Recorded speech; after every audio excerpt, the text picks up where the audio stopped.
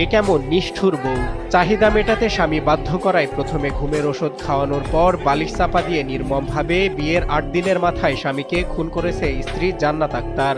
এই ঘটনা এলাকা জুড়ে সৃষ্টি হয়েছে চাঞ্চল্যের।